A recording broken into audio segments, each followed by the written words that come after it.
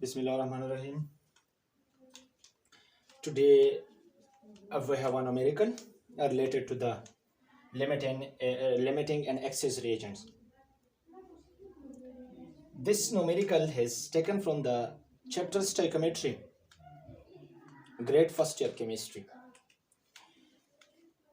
Numerical is if 120 gram of carbon dioxide dissolve in 80 gram of H2O to form carbonic acid. अब 120 gram carbon dioxide जब हम 80 ग्राम H2O में dissolve करें तो उससे कार्बोनिक एसिड बनते हैं। अब न्यूमेरिकल में रिक्वायर्ड डेटा जो है वो आइडेंटिफाई द लिमिटिंग रिएजेंट्स है और सेकंड जो है calculate the amount in gram of the carbonic acid. पहला तो कार्बन डाइऑक्साइड और H2O में लिमिटिंग रिएजेंट्स रिक्वायर्ड है और सेकंड में हमें रिक्वायर्ड है H2CO3 जब रिएक्शन के बाद प्रोडक्ट H2CO3 बनता है तो वो ग्राम में अमाउंट रिक्वायर्ड है। अब हम न्यूमेरिकल से गिवन डेटा निकालते हैं। गिवन डेटा में mass of carbon dioxide is equal to 120 gram. इसी तरह से गिवन डाटा में हमारे पास है mass of H2O is equal to 80 gram. अब ये दो जो है ये हमारे पास गिवन डाटा है। अब इस गिवन डाटा में जो मास है according to rules of limiting reagents, rule हमारे पास ये है कि अगर हम लिमिटिंग रीजन को फाइंड आउट करते हैं तो उसके लिए जो न्यूमेरिकल में ग्राम हो मास हो उस मास को हम मोल में कन्वर्ट करेंगे। ये रूल्स है। अगर हम मोल में कन्वर्ट नहीं करते तो फिर हम लिमिटिंग रीजन को फाइंड आउट नहीं कर सकते। तो अब हम इसको मोल्स में कन्वर्ट करना चाहते हैं। तो अब मोल में कन्वर्ट करने का तरीका क्या है? मोल का फॉर्मूला है is equal to mass divided by molar mass.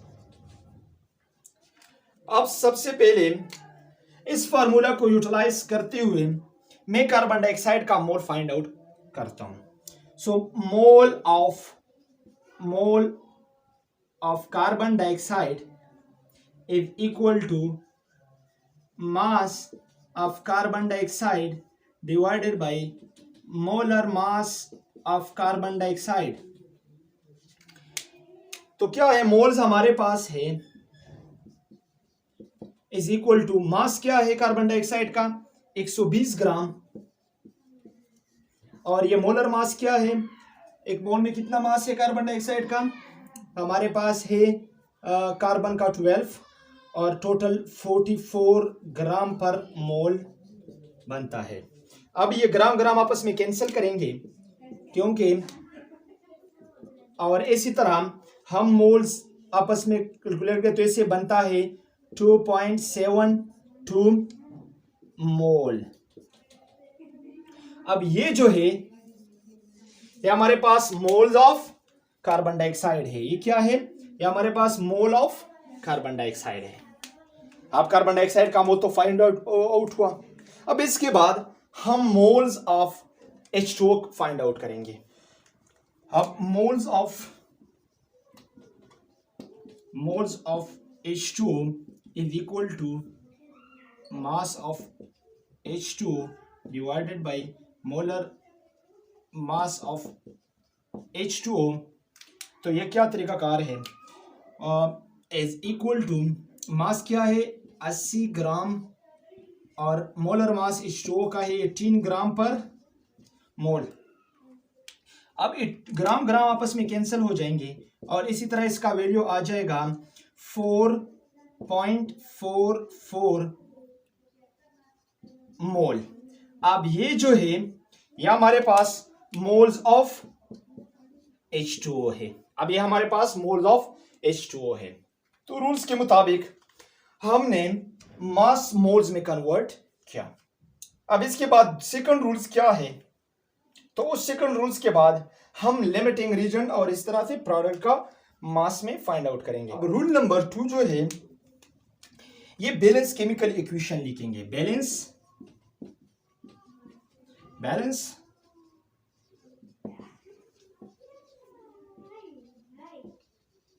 Equation, write down the balance chemical equation, ये रूल नंबर 2 है। तो में rule number 2, carbon dioxide plus H2O to form H2CO3। अब यहां पे हम देख सकते हैं कि हमारे पास ये कार्बन डाइऑक्साइड ग्राम में है, इस तरह H2O लिक्विड में है और इस तरह ये एक्वस सॉल्यूशन में है, दोनों सॉल्यूशन है। अब मैं ये लिख सकता हूं कि 1 मोल of carbon dioxide is equivalent of 1 mole of H2CO3। अब मैं ये लिख सकता हूं कि 1 मोल कार्बन डाइऑक्साइड से 1 मोल H2CO3 कार्बोनिक एसिड बनते हैं। तो जब 1 मोल कार्बन डाइऑक्साइड से 1 मोल ऑफ कार्बन डाइऑक्साइड से 1 मोल H2CO3 बनता है, तो जाहिरी बात यह है कि 2.72 ग्राम 2.72 मोल of carbon dioxide is equal to 2.72 mole, equivalent of 2.72 moles of H2CO3 बनता है। अब जब 1 मोल कार्बन डाइऑक्साइड से 1 मोल H2CO3 बनता है, तो जाहिर बात है 2.72 मोल्स ऑफ कार्बन डाइऑक्साइड से 2.72 मोल्स ऑफ H2CO3 बनेगा। अब इसी तरह से मैं ये भी कह सकता हूं कि 1 mole of H2O is equivalent of 1 mole of carbonic acid। तो अगर 4.44 मोल ऑफ H2O यूटिलाइज होता है, तो जाहिर बात है 4.44 मोल ऑफ H2CO3 भी बनेगा।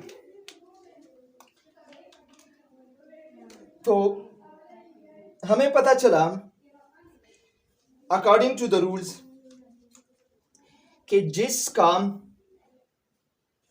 मोल रिएक्ट, जिस रिएजेंट्स का लेस अमाउंट ऑफ मोल हो, वो हमारे पास लिमिटिंग रिएजेंट होंगे। फॉर एग्जांपल हमने कहा था कि हमारे पास 80 ग्राम H2O से इक्विवेलेंट है 4.44 मोल ऑफ H2CO3 के बराबर है, इक्विवेलेंट है। तो और 120 gram of carbon dioxide is equivalent है 2.72 मोल ऑफ H2CO3। आप देख सकते हैं जो H कार्बन है इसका मोल लेस है, और less amount of mole in a reactant is called limiting reactant और लिमिटिंग रिएजेंट्स। तो जब पता चला कि हमारे पास जो कार्बन डाइऑक्साइड है वो हमारे पास लिमिटिंग रिएजेंट्स है, और जो 80 ग्राम H2O है ये एक्सेस है। तो अब जाहिर बात है कि हमारे पास सिंपल टर्म है कि 2.72, या सिंपल में ये लिख सकता हूं कि 1 मोल of carbon dioxide is equivalent of 1 mole of H2O। ये एक दूसरे के इक्विवेलेंट है to form 1 mole of H2CO3। तो इसी तरह अगर ये कार्बन डाइऑक्साइड हमारे पास 2.72 मोल यूटिलाइज हुए तो ये इक्विवेलेंट होंगे 2.72 मोल ऑफ H2O। अब H2O से 2.72 मोल्स यूटिलाइज हुए और बाकी जो है वो हमारे पास एक्सेस अमाउंट थे, वो अनरिएक्टेड और अनचेंज फॉर्म में रहे। अब इसके बाद लिमिटिंग रिएजेंट्स तो फाइंड आउट हुआ कि लिमिटिंग रिएजेंट मैं कैसे लिख सकता हूं कि द लिमिटिंग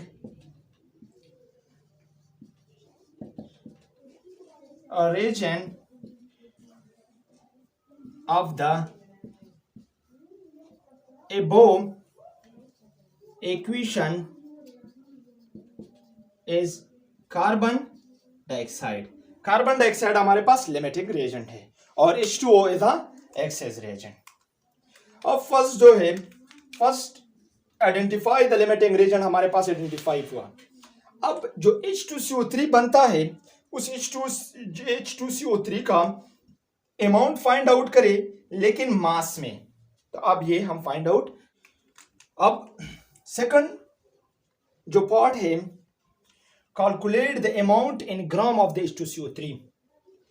जो रिएक्टेंट है उससे जो H2CO3 बनता है उस H2CO3 का अमाउंट फाइंड आउट करें इन ग्राम में। तो यहां पे 1 मोल ऑफ कार्बन डाइऑक्साइड इक्विवेलेंट है 1 मोल ऑफ H2CO3 का। इसी तरह 2.72 मोल ऑफ कार्बन डाइऑक्साइड इक्विवेलेंट है 2.72 मोल्स ऑफ H2CO3। ये तो सिंपल है, लेकिन अब सेकंड पार्ट में required the amount in gram of the H2CO3, तो वही फार्मूला यूज करें using the mole formula. Using the mole formula, mole is equal to mass divided by molar mass of H2CO3. Putting the value in the mole formula, mole है 2.72 is equal to mass find out करना है divided by molar mass है 62 ग्राम पर मोल, और ये भी हमारे पास मोल है। तो ये मोल और ये मोल आपस में कैंसिल हुए और इससे बनता है मास, आपस में मल्टीप्लीकेशन है, मल्टीप्लाई करें, mass is equal to 2.72 multiply by 62 gram. अब ये आपस में जब हम मल्टीप्लाई करते हैं तो इससे वैल्यू आता है मास इज इक्वल टू 169.07 ग्राम। अब ये जो ग्राम है, this gram, this is the amount in gram of the H2CO3. That's enough. Thanks for watching.